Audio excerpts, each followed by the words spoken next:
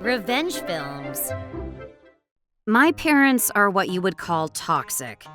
Whenever she was having a bad day, my mother would hit me with a golf club. It continued until I was in high school, and I became physically stronger than her. But I still have bruises all over my back from back then. That's how strong and often she used to hit me. So whenever we had pool classes during the summer, I couldn't wear a bathing suit and just sat them out. My classmates would give me weird looks and treat me differently for not participating. It was painful, but I couldn't tell them that I was being beaten by my mother, so I just kept it bottled up inside. My father was uninterested and would ignore it every time. I can't remember having a conversation with him until they got divorced. My mother had another face with the neighbors, so none of them suspected her of being that kind of person. I told one of my best friends about it in school, but she said, "Maybe you did something bad, Jill." After that, I never told anyone. My father made enough money to get me through college, and I started dating my classmate. And we got married when I was 25. I told him why I didn't want my parents in my life, and he agreed to keep our distance. After we got married, we kept a good distance from both of our parents, and we lived a peaceful and happy life. But when I was 31, my parents got divorced.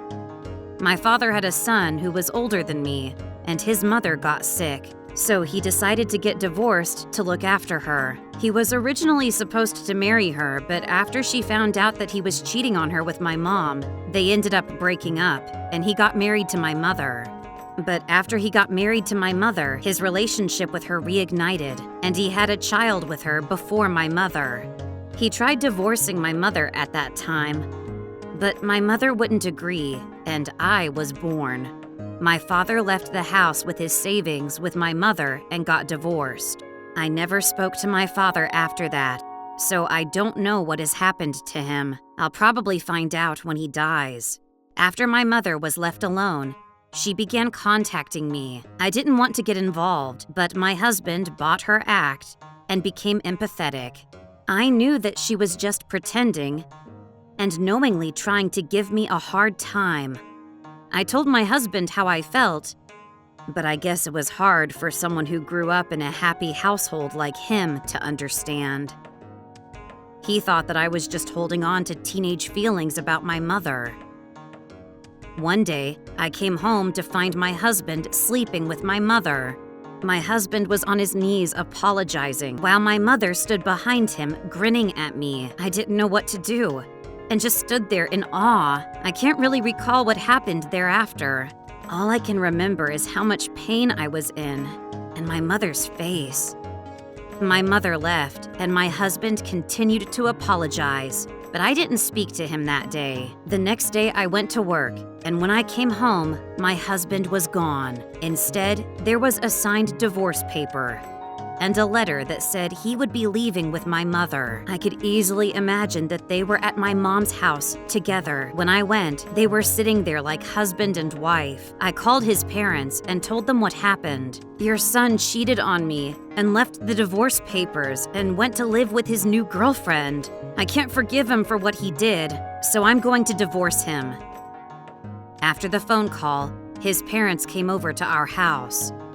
I didn't want to tell them that he cheated on me with my own mother, but they persisted to ask, and I ended up telling them everything.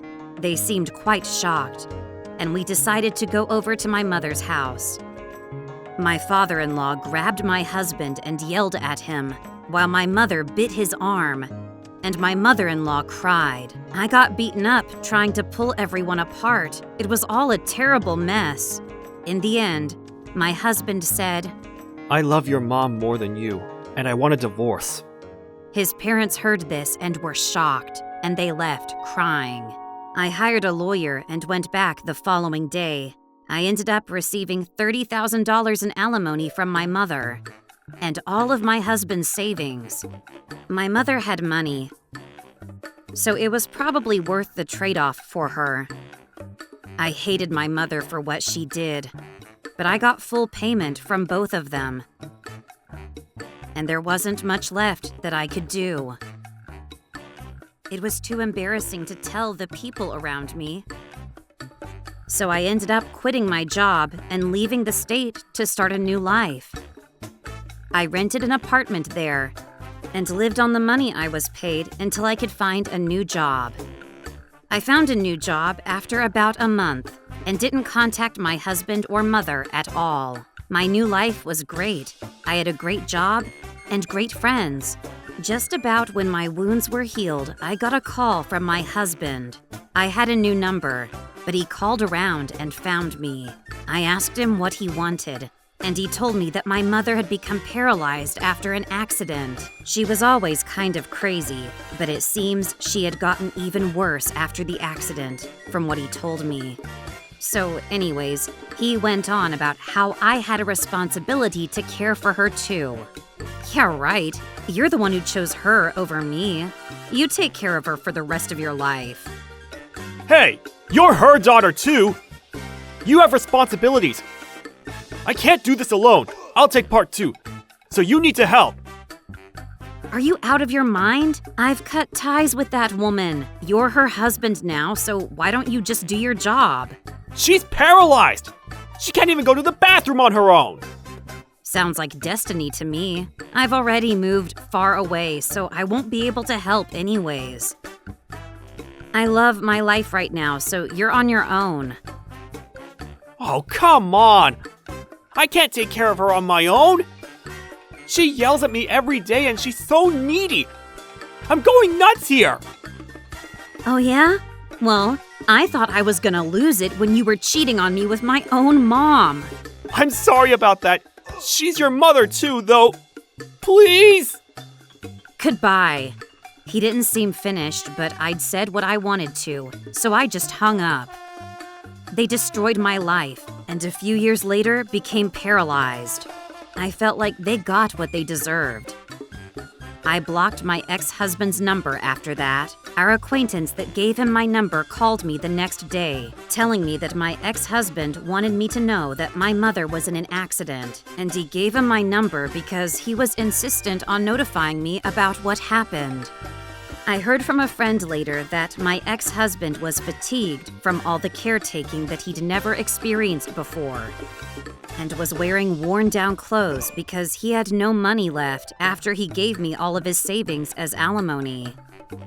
Without money, he couldn't hire anyone to help him or put my mother in a nursing home, and his parents had disowned him after what happened.